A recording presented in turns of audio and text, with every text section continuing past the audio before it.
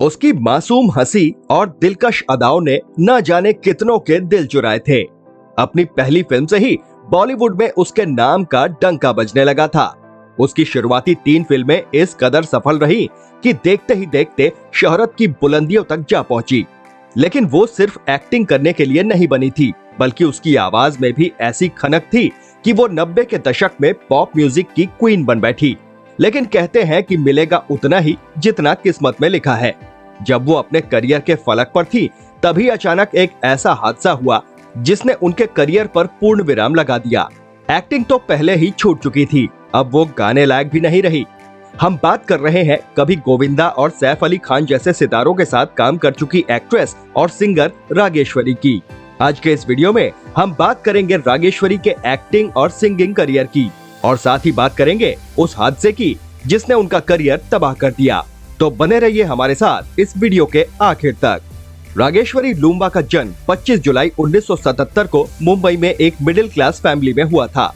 इनके पिता त्रिलोक सिंह लूम्बा खुद एक म्यूजिक कंपोजर, सिंगर और गीतकार हैं। साल 1972 में फ्रीडम पर उनकी म्यूजिक थीम को नेशनल अवार्ड मिला था। रागेश्वरी के पिता उन्हें संगीत से जोड़ना चाहते थे, इसलिए उन्होंने अपनी बेटी का नाम रखा रागेश्वरी, यानी रागों की रानी। हालांकि रागेश्वरी को एक्टिंग का भी शौक था। वो बचपन से ही एक्टिंग फील्ड में जाना चाहती थी। चाइल्ड मॉडल बनने के लिए उन्होंने अपने पिताजी के साथ तमाम एडवर्टीजमेंट एजेंसीज के चक्कर भी काटे।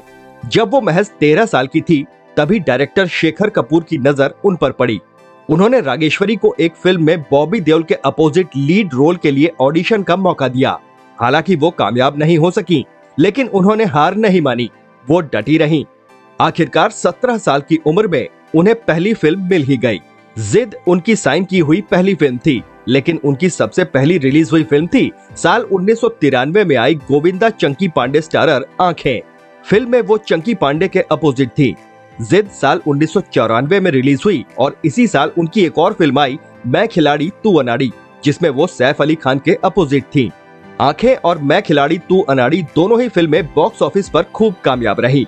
लोगों ने उनकी एक्टिंग को पसंद भी किया, लेकिन अफसोस इसका कोई खास फायदा रागेश्वरी को नहीं मिल सका।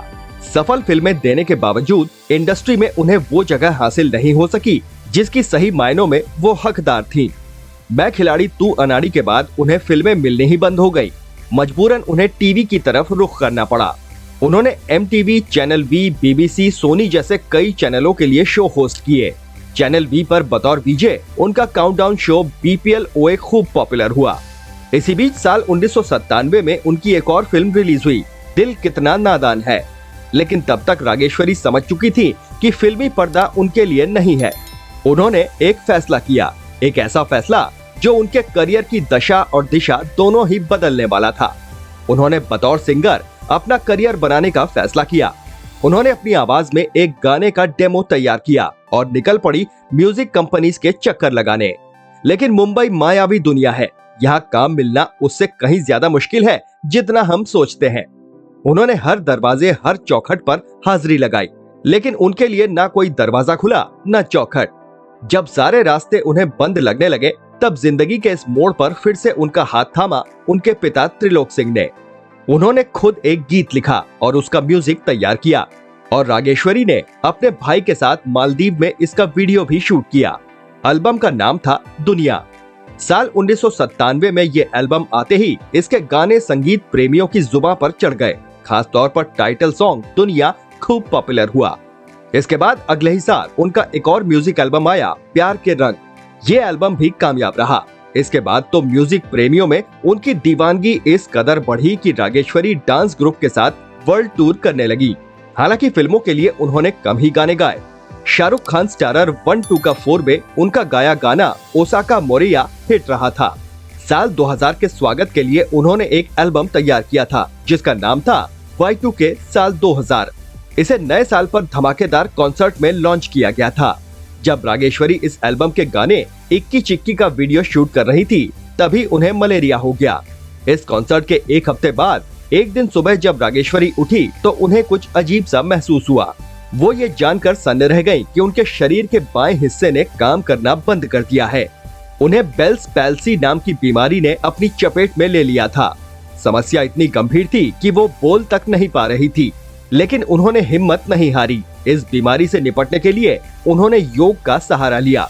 ये उनकी हिम्मत, उनके जज्बे, फिजियोथेरेपी और योग के संगम का ही कमाल था कि अगले 1 साल के भीतर वो उस खतरनाक बीमारी को मात दे चुकी थी। उनका एक्टिंग करियर पहले ही खत्म हो चुका था। इस हादसे ने उनके तेजी से बढ़ते सिंगिंग करियर पर भी ब्रेक लगा दिया। इस बीमारी से उबरने के बाद साल 2006 में रागेश्वरी ने एक और म्यूजिक एल्बम सागरी रायन से वापसी करने की कोशिश की, लेकिन उन्हें पहली जैसी सफलता नहीं मिल सकी। धीरे धीरे उनका करियर पूरी तरह खत्म हो गया। इसमें कोई दो राय नहीं कि अगर उनके साथ वो हादसा ना हुआ होता तो उनका करियर और लंबा चलता और उनके कुछ और बेहतरीन गाने सुनने को मिलते। साल 2011 में बिग बॉस 5 में बतौर सेलिब्रिटी कंटेस्टेंट वो नजर आई थी। साल 2014 में उन्होंने London based human rights lawyer Sudhanshu स्वरूप से शादी कर ली। इसके बाद वो लंदन में ही शिफ्ट हो गयी। साल 2020 में उनकी लिखी एक किताब भी किंडल पर आई, जिसका नाम था building a happy family. Rageshwari को जिंदगी में किसी भी चीज की कमी नहीं है, लेकिन उनका एक्टिंग और सिंगिंग का जो सपना था उसे एक हादसे ने जरूर जी भरकर जीने नहीं दिया। उनकी एक्टिंग और सिंगिंग पर अपनी राय कमेंट बॉक्स में जरूर लिखें। अगर वीडियो अच्छा लगा हो तो प्लीज इसे लाइक करें और ज्यादा से ज्यादा शेयर भी करें। चैनल पर नए हैं तो सब्सक्राइब करें। फिर मिलेंगे एक नए वीडियो के साथ। नमस्कार।